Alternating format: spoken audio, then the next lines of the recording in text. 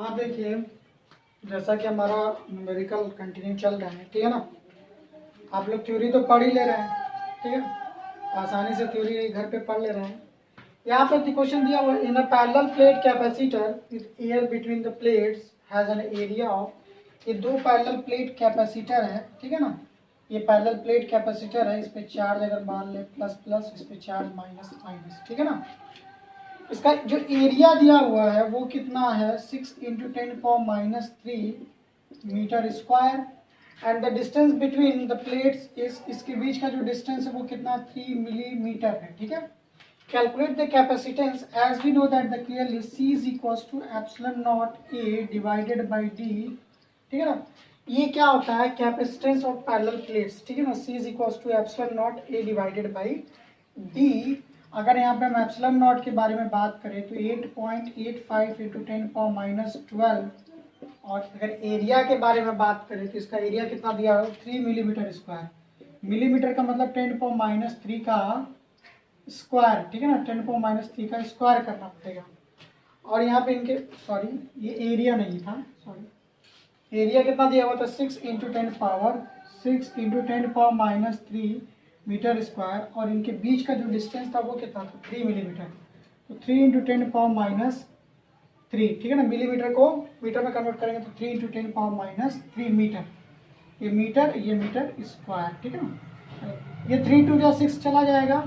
अब ये 10⁻3 से 10⁻3 कैंसिल आउट हो गया। अब इसको कैलकुलेट कर लीजिए तो कितना आ जाएगा आपका, इसको बस मल्टीप्लाई करना, 2 5 या 10, 16 17 16 और 17, 17.70 इंटू 10⁻12, या इसको हम लोग कह सकते हैं 1.77 इंटू 10⁻, इसको हम लोग इधर क्या बोल सकते हैं, इधर शिफ्ट करेंगे तो -11, ठीक है ना, फैरेड। ये बात याद रखिएगा, ये कैपेसिटेंस की वैल्यू आ गई।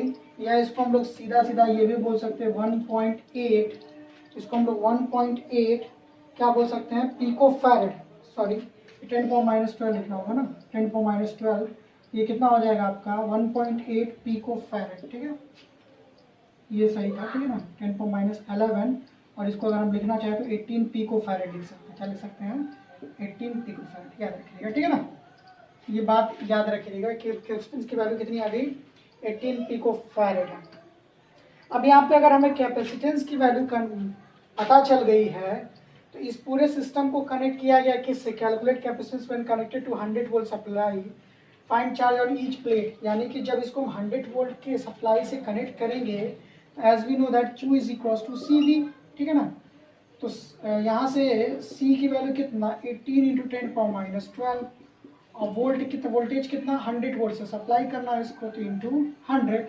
अब इसको जब मल्टीप्लाई करेंगे तो 18 इंटू 10 पावर यहाँ पे 2 है, ठीक है ना, यहाँ पर 10 पावर 2 है, यहाँ सटेगा तो कितना बच जाएगा 18 इंटू 10 पावर -10, ठीक है ना, कूलम। याद रखिएगा, इसको हम लोग और भी क्या लिख सकते थे, 1.8 लिख सकते थे इंटू 10 पावर -9, या इसको हम ये भी लिख सकते थे 1.8 नैनो कूलम, चार्ज को क्या लिख सकते थे, नैनो कूलम लिख सकते थे, ठीक है ना। ये आपको याद रखना होगा, यहाँ से ये वैल्यू सॉल्व कर लीजिएगा आप सभी लोग, नैनो कूलम भी हम बोल सकते हैं, ठीक है। चलिए हम आगे बढ़ते हैं, देखते हैं नेक्स्ट क्वेश्चन अपना जो है वो क्या है। अब देखिए क्वेश्चन हमारा सब कुछ वही है, ठीक है ना, क्वेश्चन हमारा सब कुछ वही है।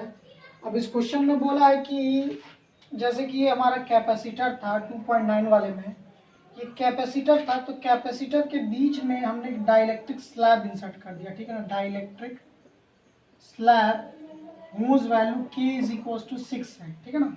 हमने सारी बातें वही रखी, सारी कंडीशन वही रखी, इसका चार्ज भी उतना था, इसका कैपेसिटेंस भी उतना ही था स्टार्टिंग में, ठीक है ना। अब हुआ क्या कि हमने इसके बीच में when we insert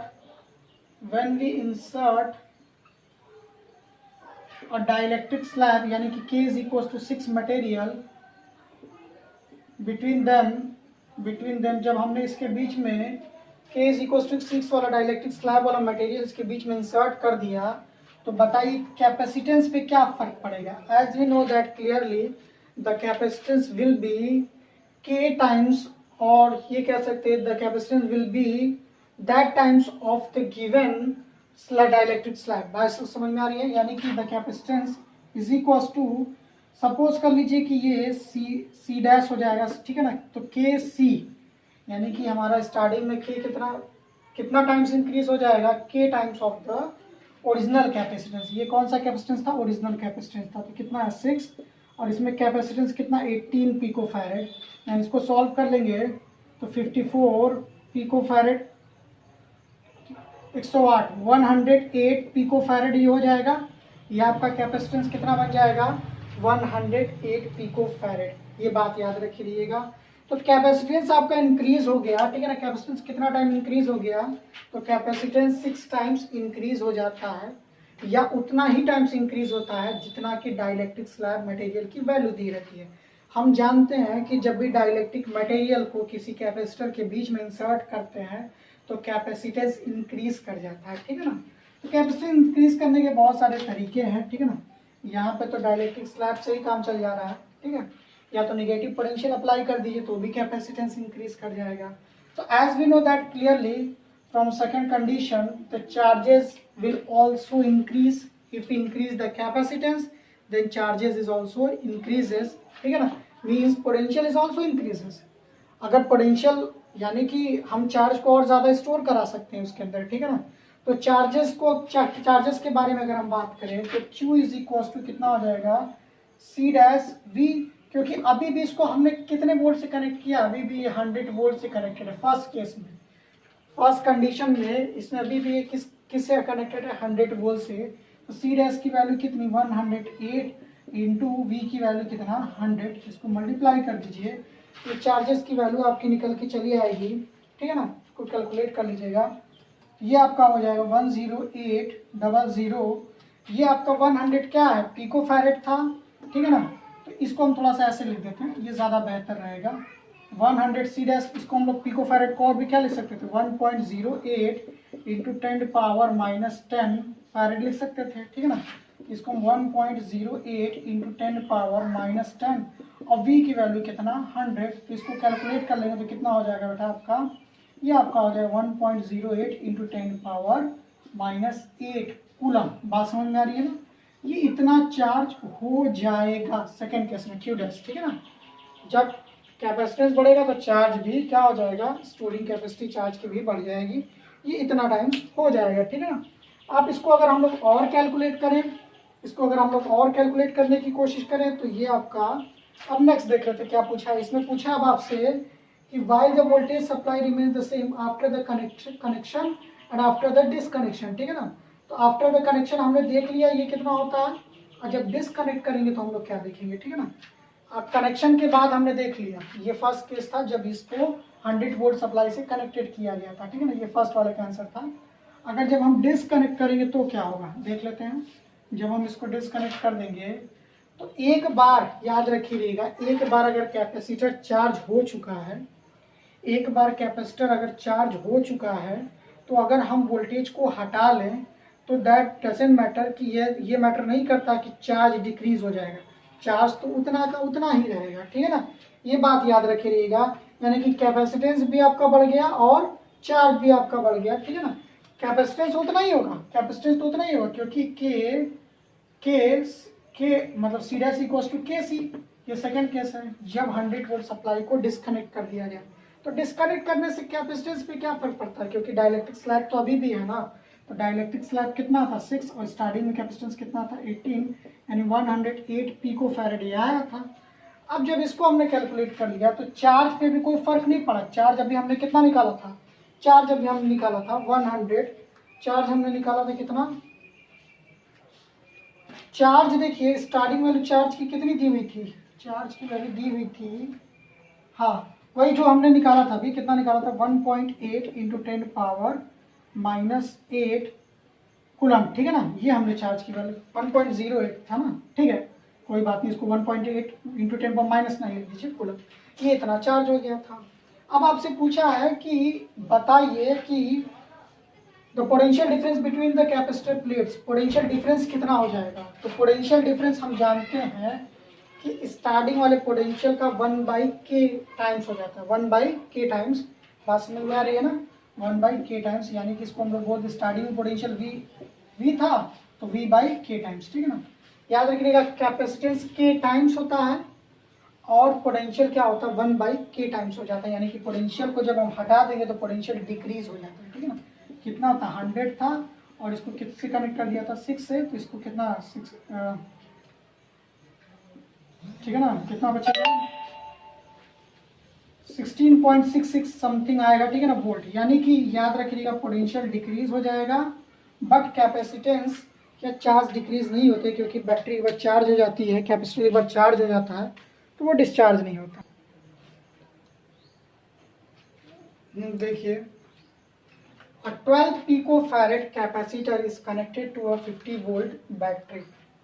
एक 12 पिकोफैरेड कैपेसिटर की, ठीक है ना, एक 12 पिकोफैरेड की कैपेसिटर है जो कि कनेक्टेड किससे 50 वोल्ट बैटरी से।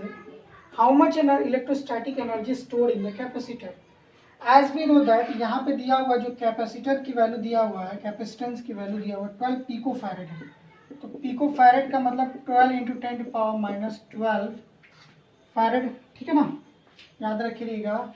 और वोल्टेज कितना दिया हुआ 50 वोल्ट सप्लाई से ये कनेक्टेड है।